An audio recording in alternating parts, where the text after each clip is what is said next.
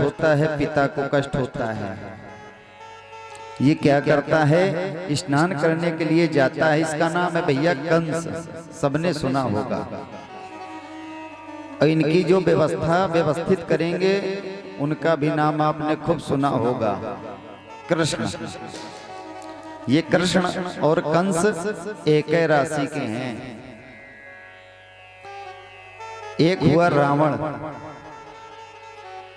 उसको मारने के लिए भगवान आए तो राम जी सरकार आए। दोनों की राशि कौन सी थी, राहे अक्षर के हैं दोनों।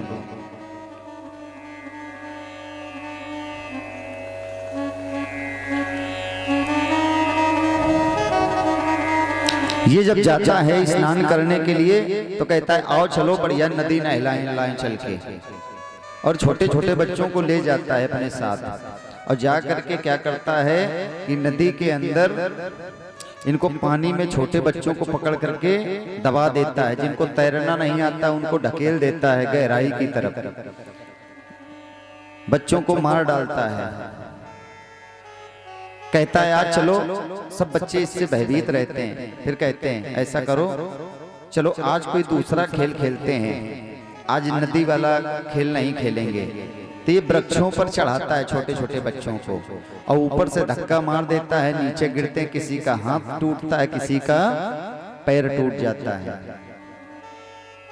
उग्रसेन जी के पास शिकायत लेके आते हैं लोग, समझाते हैं कि अपने बेटे को समझा लीजिए, बड़ा उपद्रवी है, बड़ा ये गलत कार्य करता है, सबको परेशान करके रखा है इसने। आज ये जब समझाते हैं तो ये मानने के लिए तैयार नहीं होता है और अपने पिता को लाल पीली आंखें दिखाने लगता है। ए पिताजी सावधान, बिल्कुल आप हमसे कोई गलत बात नहीं करेंगे। पिताजी भी बुजुर्ग हो चुके थे। सच्चाई है जब बेटा अपने बराबर हो जाता है, पलट करके खड़ा हो जाता है तो एक बार पिता को झुकना पड़ता है। लेकिन प्यारे एक चीज याद रखना, अगर आपके भय से आपके माता पिता अगर झुकने लगे हैं तो ये समाज, ये दुनिया एक न एक दिन आपको ऐसा झुकाएगी, सीधा नहीं हो पाओगे। जो व्यक्ति समाज में उठना चाहता हो तो उसे माता पिता और गुरु के चरणों में झुके रहना चाहिए, तो उसको संसार झुका नहीं पाएगा। और जो अपने घर में शेर बन जाए, अपने माँ के पास पिता के पास अगर कोई व्यक्ति शेर बन जाएगा तो एक न एक दिन उसको घर के बाहर झुकना ही पड़ेगा। आज उग्रसेन जी बड़ा दुखी रहते हैं अपने पुत्र के अत्याचारों से, देख देख करके इनका हृदय बड़ा व्यथित रहता है।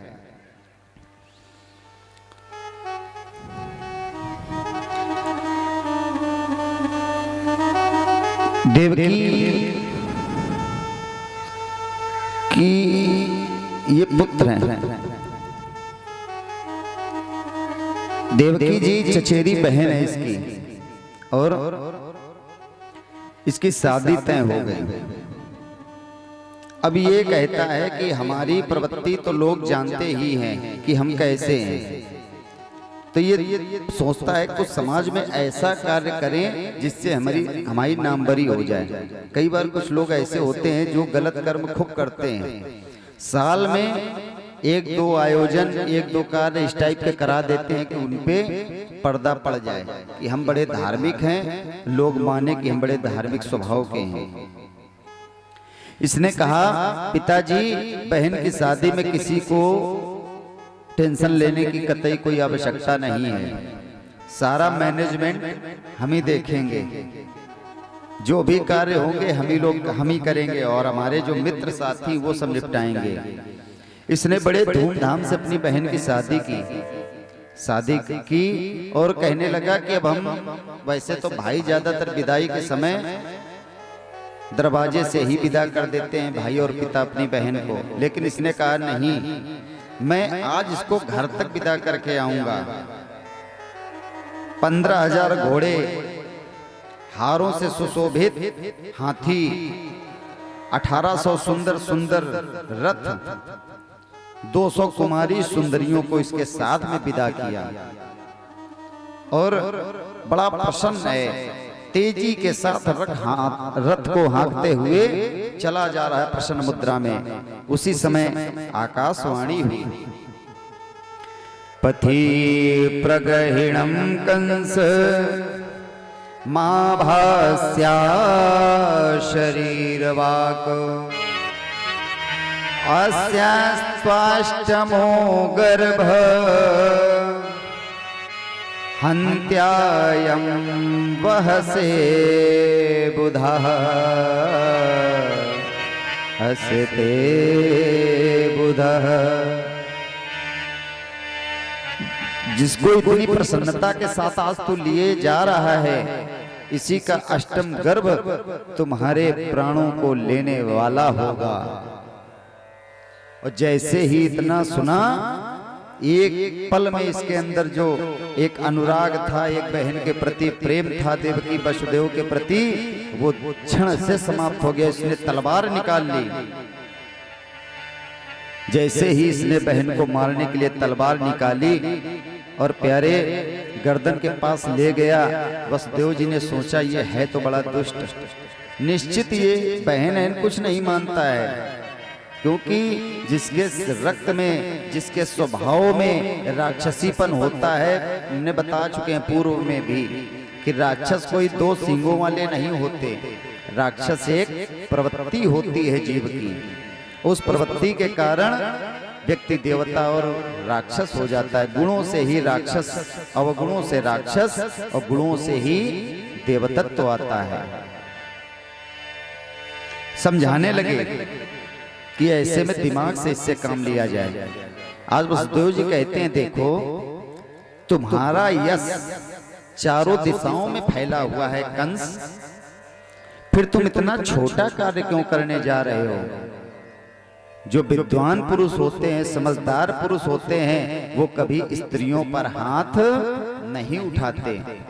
जो स्त्रियों पर हाथ उठाते हैं, निश्चित समझ लेना चाहिए कि वो कहीं ना कहीं कमजोर है। ऐसे ही लोग स्त्रियों पर हाथ उठाते हैं। और दूसरी बात, ऐसा तवानुजा वाला कृपणा पुत्र को पमः। इसमें इसका क्या दोष है भाई? तुम्हें अष्टम गर्भ मारेगा, इसमें तुम्हारी बहन का कोई लेना देना नहीं है। अस्याष्टमो गर्भ, तुमको अगर परेशानी है, दिक्कत है, तो वो केवल 8वें गर्भ से है। उसके लिए तुम्हें चिंतित होने के लिए आवश्यकता नहीं, उसके लिए हम खड़े हैं। जितनी संतानें होती जाएंगी, जितनी संतानें होंगी, तुम 8वें की बात कैसी कर दी? हमारे गर्भ जो बालक आएंगे वो हमारे निकट के थोड़ा नहीं है, जितना निकट तुम हो। साले साहब, संसार में अगर बड़ा नंबर 1 का रिश्ता है तो जीजा साले का चलता है। सब हो जाए। अच्छा एक बात बता दें, 2 रिश्ते बड़े संवेदनशील होते हैं, जिसमें से एक साड़ू वाला रिश्ता, ये बड़े खतरनाक होते हैं। इसमें कितनी जल्दी बिगड़ जाए, कितनी जल्दी बिगड़ जाए आप समझ नहीं सकते हो। और जीजा साला वाला तो जल्दी जल्दी बिगड़ने नहीं चाहे, जितनी कोशिश कोई कर ले।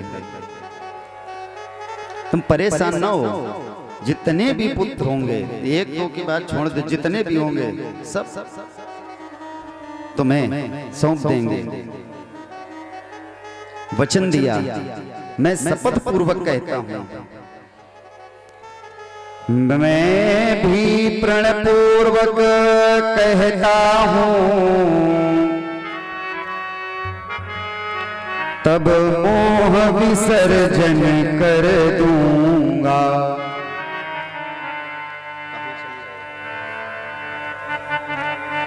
मैं भी प्रण पूर्वक कहता हूं, तब मोह विसर्जन कर दूंगा।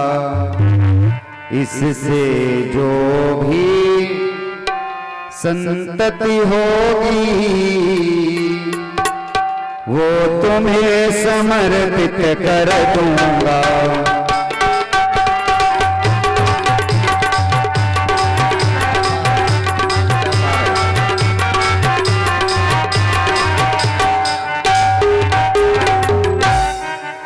ही प्रणपूर्वक कहता हूँ तब मोह विसर्जन कर दूंगा।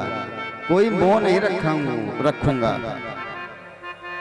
दोनों दंपतियों को घर ले आया, आदेश किया, एक जेल खाने की बढ़िया सुंदर पुताई करवाई। कहने लगे इसमें हमारे बहन और बहनोई जी रहेंगे, इसी के अंदर खाना, इसी के अंदर सोना, बस इसी में रहो। कैद खाने में डाल दिया। आज उग्रसेन जी देख रहे कि कितना ये उद्दंड बालक है, कितना गलत कार्य किया, लेकिन जैसे ही इन्होंने विरोध किया बगल वाले में उनको भी डाल दिया। जो इसके खिलाफ बोलता है, जो इसके खिलाफ आवाज उठा देता है, उसको उठा करके कैद खाने के अंदर। कालांतर में पुत्र का जन्म हुआ। गए ले जाकर के कंस को दे दिया, देखो मेरी प्रथम संतान हुई है, इसे लो। कंस ने जैसे ही देखा कहने लगा इसको ले जाओ, हमें न चाहिए, क्योंकि हमें खतरा है तो 8वें गर्भ से ही खतरा है, इससे मुझे कोई खतरा नहीं है, इसको आप ले जाओ। प्रवृत्ति बदल गई, कभी कभी स्वभाव बदल जा करता है। नारद जी को चैन नहीं पड़ी। जैसे देखा कि अरे जब राक्षस लोग संतों वाले कार्य करने लगेंगे तो इस धरती का पाप कैसे दूर होगा। गंदा व्यक्ति जब अधिक गंदे कार्य करता रहेगा तभी उसकी बड़ाई है, और इसको समाप्त कराना है। कांटा छोटा हो चाहे बड़ा, कांटा कांटा ही होता है, जब तक वो निकलेगा नहीं तब तक वो पीड़ा देता ही रहेगा। तो उसका ऑपरेशन जरूरी है, तो उसको नजरअंदाज न करो, इस कांटे को थोड़ा मजबूत बनाओ कि निगाह पड़े डॉक्टर की। नारद जी आ गए। श्री कृष्ण गोविंद हरे मुरारे, हे नाथ नारायण वासुदेव। कृष्ण गोविंद हरे मुरारी, हे नाथ नारायण वासुदेव। श्रीमन्नारायण नारायण नारायण, श्रीमन्नारायण नारायण नारायण, श्रीमन्नारायण।